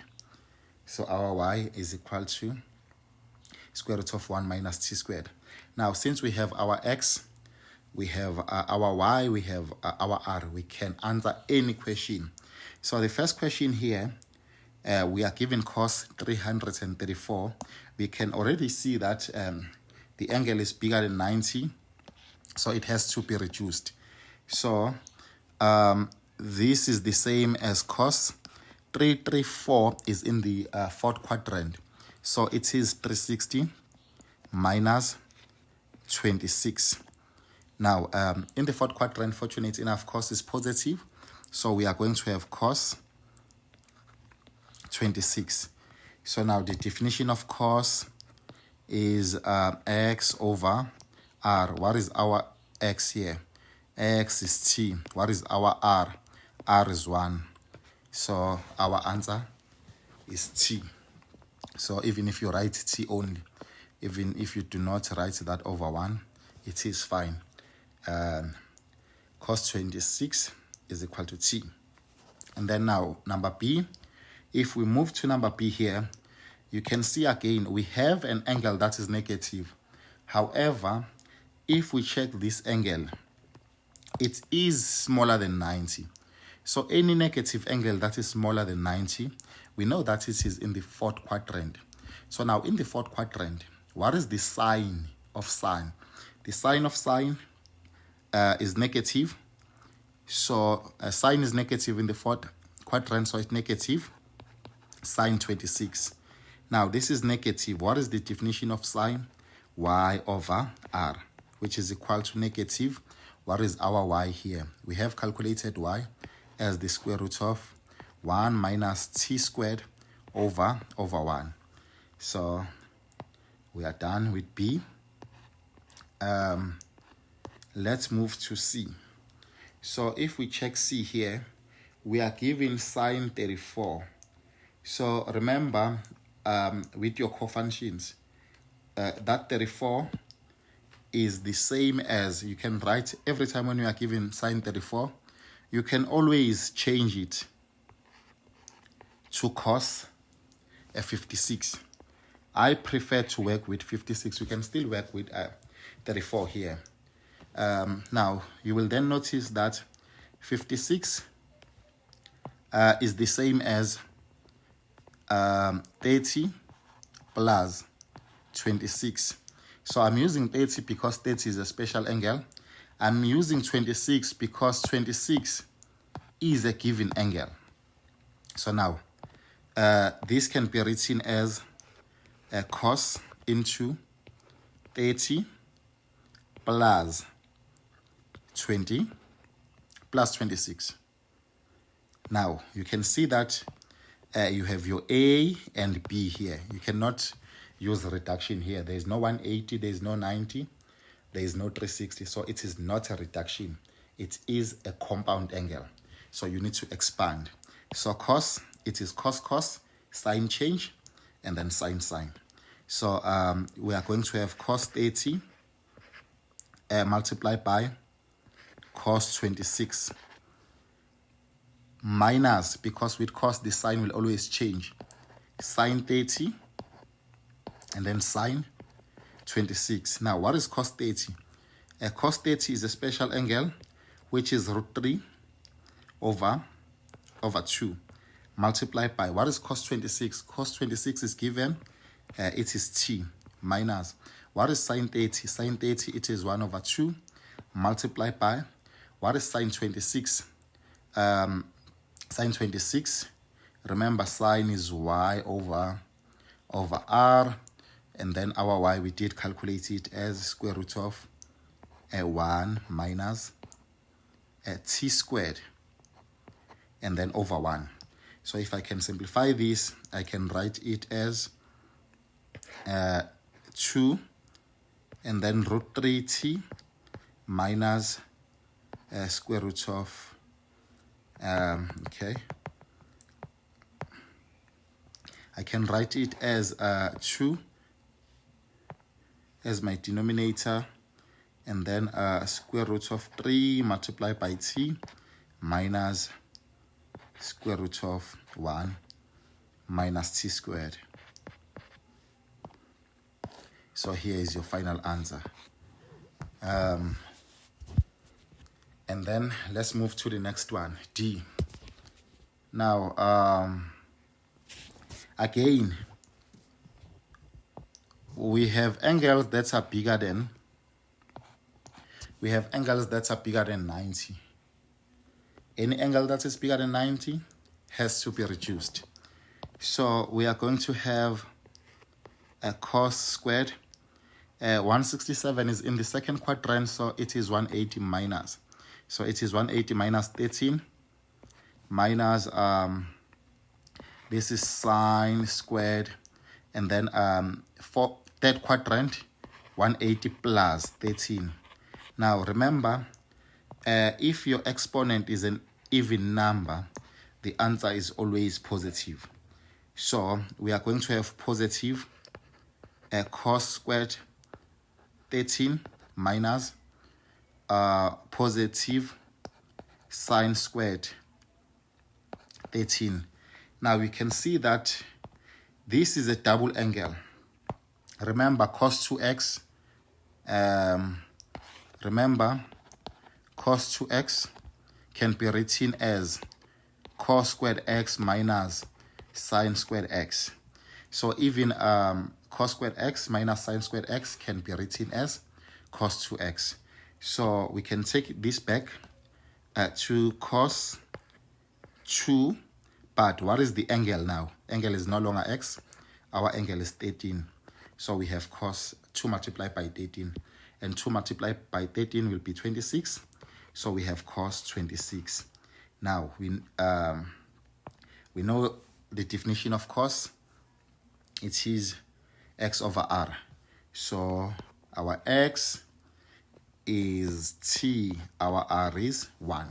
So the final answer here is t over 1. Now, please note that everything I do here, I try by all means to write everything in terms of the angle that is given. We are given 26, so I make sure that everything is written in terms of this angle first before I substitute direct. Now, number E, we are given this now. This is a 2 cos squared 13. Again, if you look at number E looks like a double angle as well. Remember again that cos 2x is the same as 2 cos squared x minus 1. However, if you check E, 1 is missing. So we can always introduce that 1. We can say minus 1 plus 1. Because minus 1 plus 1 is 0. So in this expression, I added 0. So if you add 0, the meaning will not change. So now, after writing that minus 1 plus 1, you can see that we do have a double angle now. So we do have a double angle, so we can always take it back. So this is the same as cos double of what angle? 13, and then plus 1. So this is cos 26 plus 1. What is cos 26? It is t over 1 plus 1. So that is your answer. We have expressed this expression in terms of t.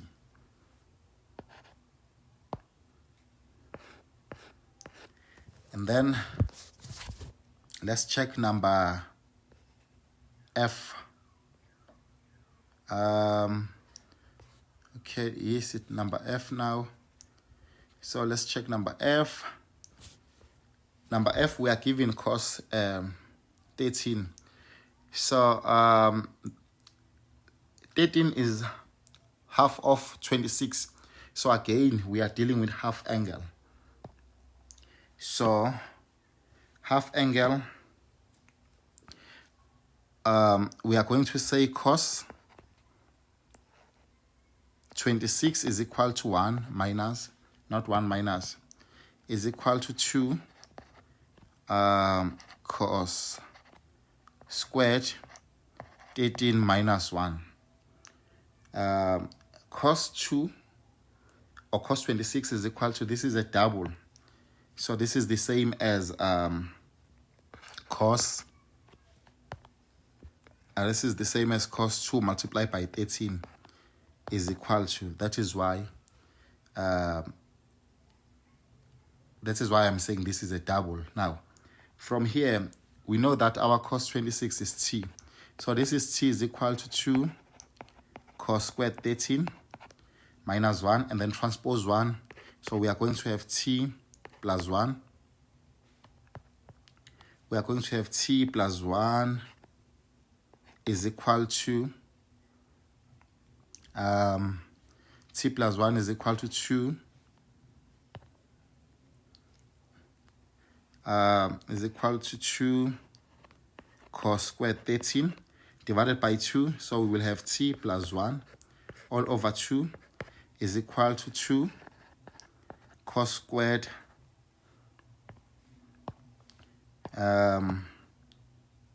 not 2, because I have divided by 2 already. So this is equal to cos squared 13, and then you put a square root on both sides. So that means cos 13 is equal to square root of t plus 1 over 2. So yes, it will be t plus 1 over 2 under the square root. And then with sine 13, we are going to do the same. So because we are dealing with sine, we are going to choose the double that has sine. So we are going to say cos 26 is equal to 1 minus 2 sine squared 13.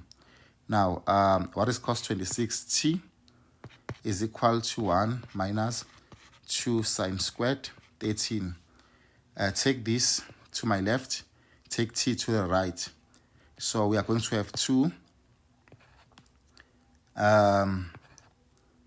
sine squared 13 is equal to 1 plus 1 plus t. Okay, and then we divide by 2 on both sides. Okay, no, it's 1 minus t, in fact, not 1 plus t, because when I transpose t, the sign will change. So it's 1 plus 1 minus t. And then we divide by 2 on both sides, and then we put a square root. So we are going to have sine 13 is equal to square root of 1 minus t, all divided by 2. So I'm done with question number, was it question number 4? Let me move to question number 5 now. I am almost done with these questions. I'm trying to expose you guys into different natures. Now, question number 6 or 5. Here, if sine 36 cos 12 is equal to A, and the cos 36 sine 12 is equal to B, determine the following in terms of A and B. Now, we are given this. This is equal to A. We are given that. This is equal to B. Now, and then using the numbers that we are given, we can see that sine 24 can be written as, this is sine 36 minus 12. It is sine 36 minus 12. Now, you can see that we have a compound angle. We need to expand. So this is sine 36 cos 12 minus cos 36 sine 12. Now, if you check here, we are told that sine 36 cos 12 is equal to A. So this is A minus. We are also told that cos 36 sine 12 is equal to B. So this is A minus B. So your answer here, it is A minus B. Let's move to B. B, we are given sine 48. We can see that sine 48 can be expressed as 36. This is 36 plus 12. Again, we need to expand. So this will be sine 36 cos 12. Because this is sine, the sign remains the same. So plus cos 36 sine 12. So we are told that sine 36 cos 12 is equal to A, plus we are told that cos 36 sine 12 is equal to B. So the final answer here is A plus B. So the final answer here, it is A plus B. Okay. Now, cos 24. This one is a little bit tricky because we are given sine, cos, cos, sine. Now we are looking for cos. So cos will be a little bit tricky. But now if you remember your identities, with this one we can say, we know that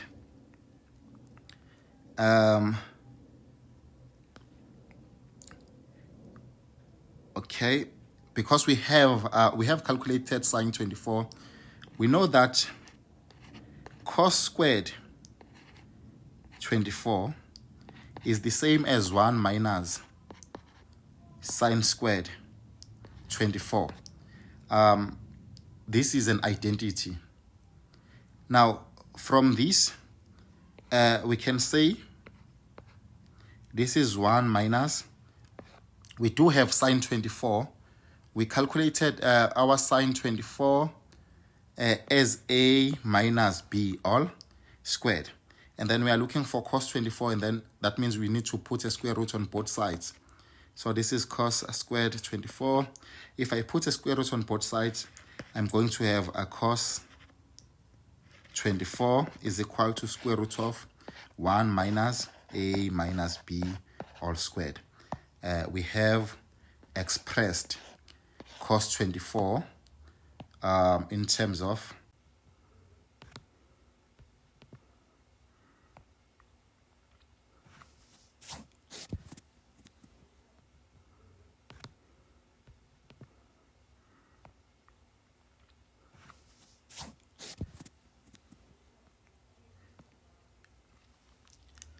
next question. If sine 28 is equal to P and cos 32 is equal to Q, determine the following in terms of P and Q. So first thing first here, you need to remember this is P over 1. This is also Q over 1.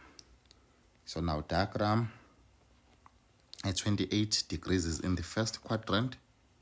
So we are going to have 28 degrees and then complete a right angled triangle. And then definition of sine, it is y over r. So your y is P and then your r is 1. So if we calculate x using Pythagoras theorem, our x will be square root of 1 minus P squared. And then cos 32 is equal to Q again. Diagram. So we have 32 degrees here, and then complete the diagram. Definition of cos is x over r. So our x is Q, our r is 1. And then calculating y using Pythagoras theorem. So y will be the square root of 1 minus Q squared. Now, the first question we are looking for cos 28. So cos 28, remember the definition of cos is x over r. Now 28 degrees, we focus on the first diagram where there is an angle that is equal to 28 degrees. Now, what is x there? So x is the square root of 1 minus P squared over what is r? R is 1. And then we are done with the first question. And then the next question, cos 64. Now, you will notice that 64 is the double of 32. So we can write 64 as it is cos. It is a double of what? Of 32. Now, double angle, you need to change double angle. So you can choose any. So you can write this as this is equal to, you choose one double angle, 2 cos squared 32 minus 1. 2 cos squared 32 and then minus 1. And then from here, we can say this is 2. What is cos 32? Cos 32 is Q, but Q squared because there is a square there. So it will be Q squared and then minus 1. So that is your answer for cos 64. Question number 3, we are looking for sine 4 degrees. Now, you will then notice that 4 degrees is given by 32 minus 28. We need to use both diagrams. So we are going to write this as this is equal to sine 32 minus 28. Now you can see now that we have the compound that we need to expand. So sine is a mixture of sine cos. So we have sine 32 cos 28 minus cos 32 sine 28 again. Now, what is sine 32? So if you check here, we can find sine 32 in diagram number 2. So sine is opposite over hypotenuse. So sine 32 is the same as square root of 1 minus Q squared multiplied by what is cos 28. We can find cos 28 in the first diagram. So which is x over r. So our x over r will be the square root of 1 minus p squared minus, what is cos 32? Cos 32 is given, so it's q multiplied by what is sine 28? It is p. So we have expressed sine 4 in terms of p and q. So this is your answer. So here is your answer. So it is we have expressed or it is written in terms of p and q. And then the last question on this one. Now prove that q square root of 1 minus p squared minus p square root of 1 minus q squared is equal to 1 over 2. Now, from the statement, we said q, or it is given that q is equal to cos 32. So here, we just write this is cos 32. And then, now, square root of 1 minus p squared, it is cos 28 from this diagram. So from this diagram, remember our x over r is 1, and then x is square root of 1 minus p squared. So cos 28 will be, or square root of 1 minus p squared will be the same as cos 28. So this is cos 28 minus p, that is sine 28. If I'm not mistaken, is p, it is sine 28. And then q, square root of 1 minus q squared, square root of 1 minus q squared, opposite over hypotenuse. So it is sine 32. So it will be here, we are going to have sine 32. Now, you can see that this is a compound that is expanded A, B, B, A. So we can always take it back. So it cos, sine, sine. So originally it was cos. So we have cos 32. And with cos, the sign will always change. So we have cos 32 plus 28. So which is the same as cos 60. And 60 is a special angle. So 60 is the same, cos 60 is the same as 1. This is 1 over 2. And then we are done.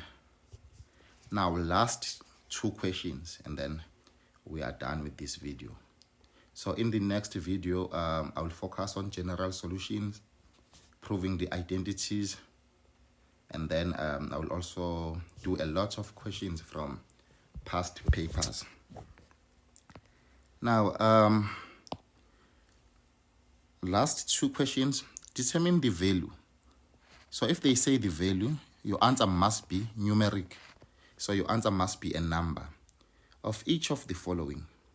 So number 1, we are given 2 cos 6x, cos 4x, minus cos 10x, plus 2 sine squared x. Now, the first thing that we need to do here, we need to break this 10x, because we can see that 10 can be written in terms of 6 and 4. So we can write this as 2 cos 6x cos 4x minus cos 10 is the same as 6x also, plus 4x, and then plus 2 sine squared x. Now, we have a compound angle that we need to expand here. So this is a compound, so we need to expand. So if we expand, we are going to have 2 cos 6x cos 4x, and then minus. So if we expand this, it will be cos 6x cos 4x, because cos minus, because with cos the sign always changes, sine 6x sine 4x, and then plus 2 sine squared x. Remove the bracket. So if we remove the bracket, you will then realize that here, just to save time, this and that, they are now like terms. So you have 2xy minus xy, which will be 1xy.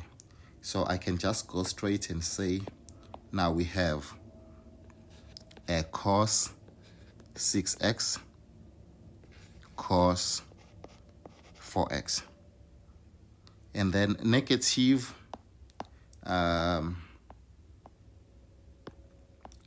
negative multiplied by negative, it is positive. So here we have a plus. We have plus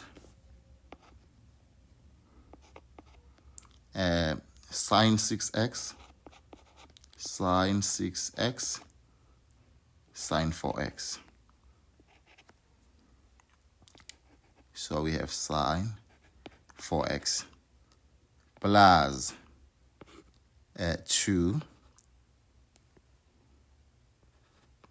sine squared x. Now, if you look at this again, we have a compound angle that is already expanded. So we need to take it back again. So you have here your A, B, B, A. So it cos, so originally it was cos. And remember, with cos, if the sign is plus, it will change to minus. So we have cos 6x minus 4x, and then plus 2 sine squared x. Now this is cos 2x, because 6 minus 4 is 2. This is cos 2x plus 2 sine squared x. Now this is a double angle. We can change this double angle. Since I already have sine here, it is better to choose the double angle that has sine. So I will choose 1 minus 2 sine squared x plus 2 sine squared x. Now you will notice that these are like terms. So this and that will cancel out, and then you are left with 1. So the answer here is positive 1.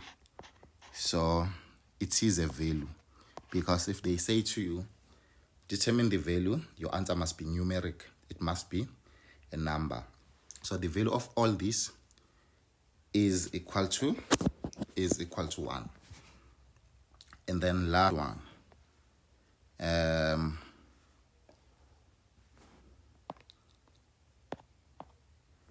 last one, we are subtracting fractions.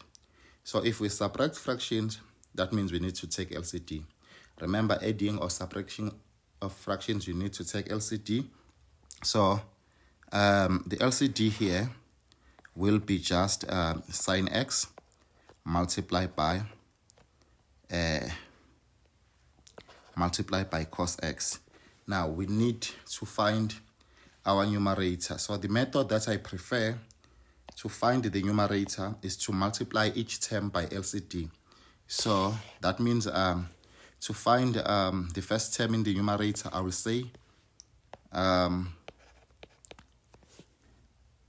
sine 3x over sine x multiplied by, what is my LCD?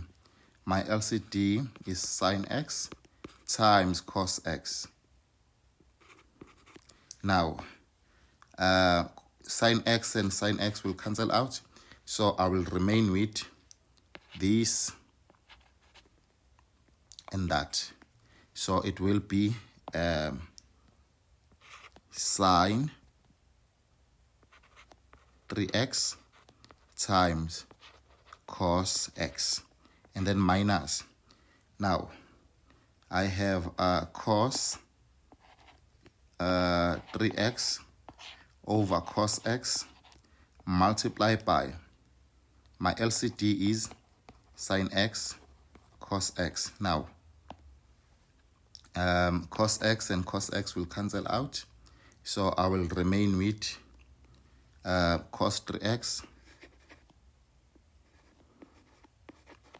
multiplied by sin x. Cos 3x multiplied by sin x.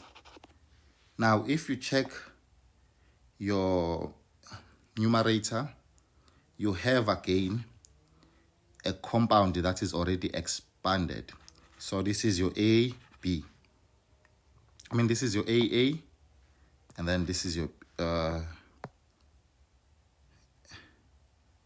okay, this is your A, this is your A, and then this is your B, this is your B.